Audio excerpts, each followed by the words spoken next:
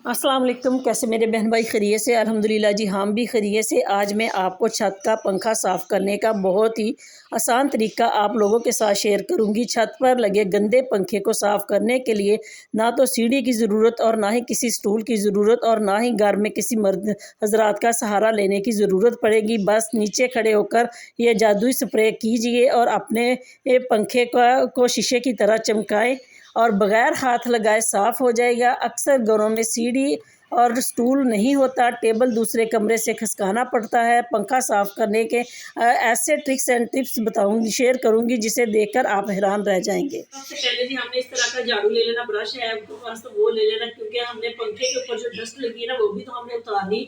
अगर आपके पास ये है तो ठीक है, अगर नहीं है तो आपने करना क्या, इस तरह के ब्रश के जो डंडे होते हैं ना झाड़ू के, वो हमारे पास होते हैं, तो वो आपने ले लेना इस तरह से, जैसे मैं अभी आपको दिखा रही हूँ।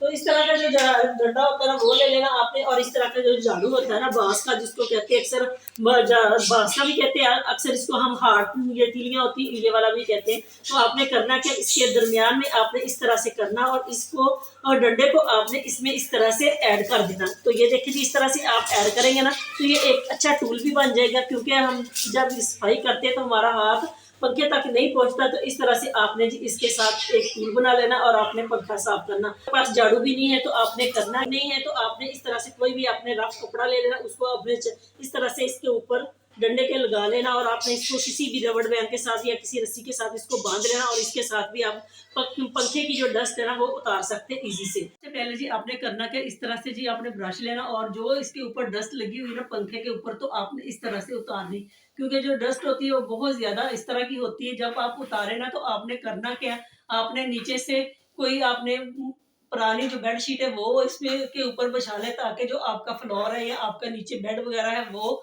गंदा ना हो। तो जो इसके ऊपर इस तरह से जमी हुई ना, इसको आपने डस्ट को जरूर उतारना। इसके ये देखें जी, इसके इस तरह से हम नीचे से तो पंखे को साफ कर लेंगे, ऊपर से कैसे साफ करेंगे ये भी हम आपको बताएंगे। तो ये देखिए, इस तरह से हमने सारी पंखे की डस्ट जो थी वो उतार ली। तो जी हमने पंखे की जो है वो डस्ट उतार ली है। इसी तरह से आपने जोर नहीं लगाना, क्योंकि जो पंखे के पर होते हैं ना वो टेढ़े हो जाते हैं, जिसको फिर पंखा जब चलता है तो उसमें से एक आवाज आती है। तो आपने इस तरह से नरम हाथों से अपने पंखे को साफ करना।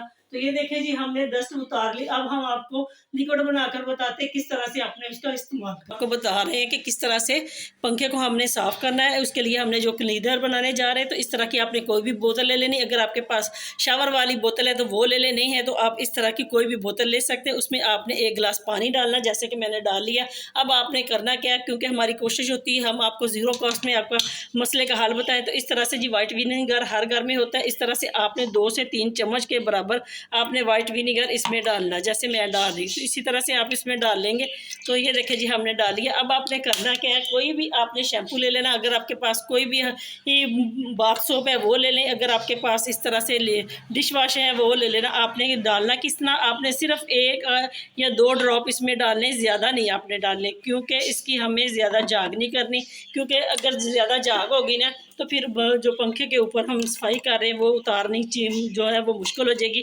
तो इस तरह से जी हमने इन चीज़ों को इसमें डाल लिया। अब हमने करना क्या, इसको हमने अपने हाथों की मदद से इस तरह से जी शेक करना। ये देखें जी, आपके सामने अभी हमने 2 चीज़ें डाली और इसमें इतना ही ज़्यादा झाग होगी। और इसका अब हम कमाल आपको बताएंगे किसने जी हमने जो लिक्विड बना लिया। अब हम आपको इसका इस्तेमाल बताते किस तरह से करना। आपने सबसे पहले जी इसको ऊपर स्प्रे करना। अगर इस तरह से, क्योंकि हम नीचे होते हैं, हमारे पास ना स्टूल होता है ना हमारे पास कोई इस तरह की सीढ़ी होती है, टेबल लेके आना पड़ता है दूसरे कमरे से, तो इस तरह से बहुत मुश्किल होती है। तो आपने करना क्या, ये वाला इसके ऊपर से उतार लेना, क्योंकि जब आप इसके ऊपर लिक्विड का स्प्रे करें ना तो डायरेक्ट इसके पंखे के ऊपर जाए, क्योंकि जो पंखे के ऊपर डस्ट वगैरह लगी हुई है ना, पंखों मक्खियों वगैरह का गंद जो होता है वो इस तरह से नरम हो जाएगा। जब हम चिकनाई वगैरह जो भी हमारे घर के खाना वगैरह हम जब पकाते हैं तो उसका जो धुआं वगैरह होता है अक्सर पंखों के ऊपर जाके जम जाता है। तो आए हम आपको दिखाते हैं किस तरह से। पहले सबसे आपने ये वाली नोजल उतार लेनी। तो आए हम आपको दिखाते हैं किस तरह से आपने नीचे खड़े होकर पंखे के ऊपर स्प्रे करना और पंखे के ऊपर आपने इस तरह से स्प्रे करनी ताकि अच्छे तरीके से इसके ऊपर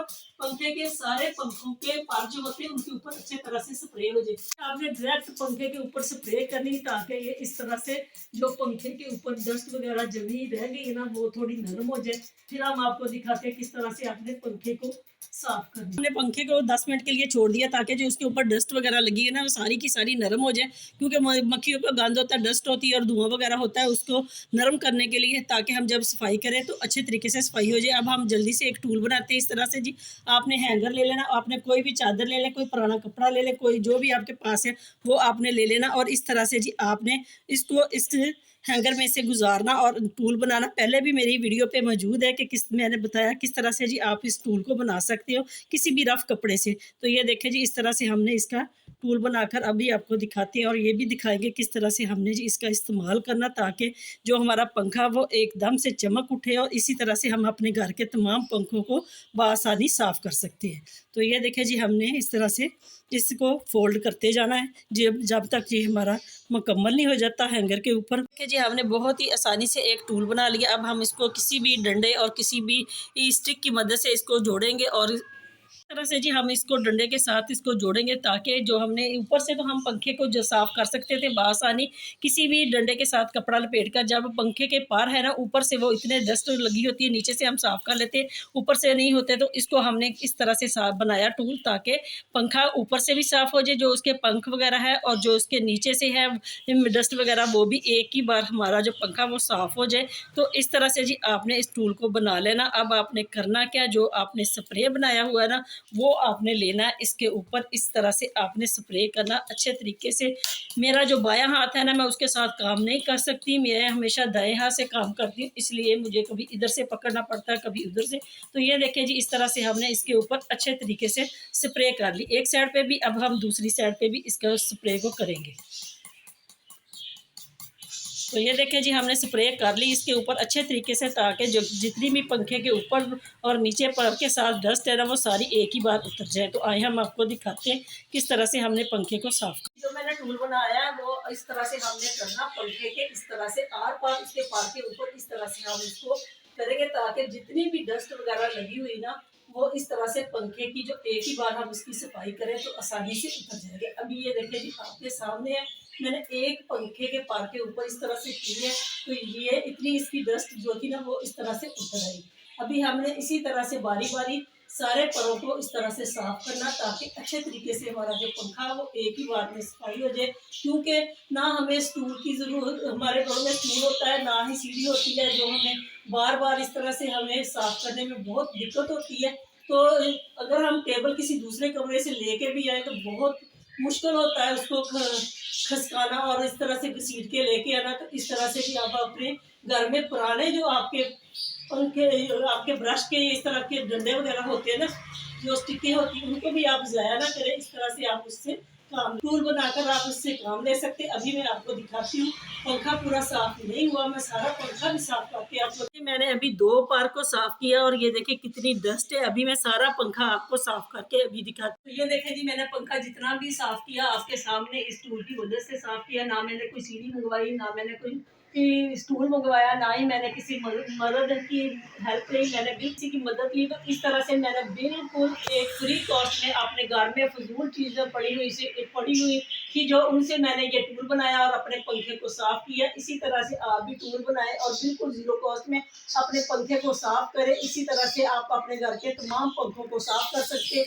उम्मीद है कि ये टिप आपके लिए बड़ी ज़बरदस्त होने वाली है। देखें जी माशाल्लाह से पंखा हमारा शीशे की तरह चमक उठा, तो आप भी इसी तरह से अपने घर के तमाम पंखों को साफ कर सकते हैं बगैर एक रुपया खर्च किए। अगर आपको मेरी वीडियो पसंद आती है तो मेरी वीडियो को लाइक करें, ज़्यादा से ज़्यादा सब्सक्राइब करें और अपने प्यारों के साथ शेयर करें। मिलते हैं नेक्स्ट वीडियो में, तब तक के लिए अल्लाह हाफिज़।